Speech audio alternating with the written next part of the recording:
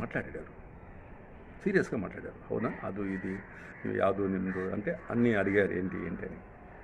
తర్వాత అడిగారు అబ్బాయి అడిగారికి, ఈ సాంగ్ ఈయనే డ్యాన్స్ చేస్తాడా ఈ సాంగ్కి అని. అవునండి అన్నాడు. సరే వెళ్ళి పాట పాడారు సార్ ఆయన, సేమ్ నాలాగే పాడారు. What a talent!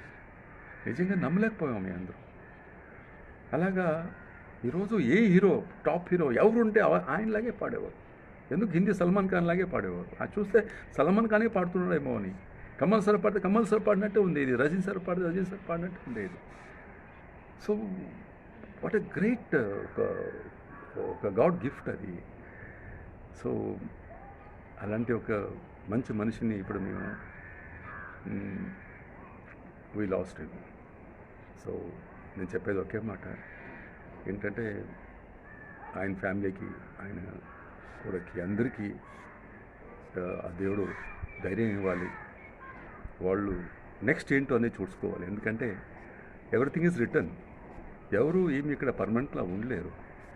సో దానికోసం once again I'm requesting all to just hear ఈ సాంగ్, రిమెంబర్ హిమ్. ఆయన ఎక్కడికి పోలేదు, మనతోనే ఉన్నారు. ఆయన ఎప్పుడు మన పక్కనే ఉన్నారు. ఆయన పాటలు వింటుంటే ఆయన నిజంగా మనం కళ్ళు మూసుకుంటే ఆయనే వచ్చి మన ఎదురులో పాడినట్టు ఉంటుంది. So this is a very big loss for our industry. And ఏం చేయలేవు, అంత దయవిచ్చా. సో నిజంగా నేనేం చెప్పాలో అనేది నాకు మాటలు రావట్లేదు. రియలీ నేను ఆయన అనేవాడిని. నాకు నిజంగా నేనంటే చాలా ఇష్టం. నాకు చెప్పారు, నీ పేరు నాకు చాలా ఇష్టంరా, అందుకే నీ పేరు పెట్టాను నా కొడుక్కి అనేవారు. సో అలాంటి ఒక great person today we are missing him. దేవుడు ఆయన ఆత్మనికి శాంతి ఇవ్వాలి. ఎక్కడ పోలేదు. He is with us only.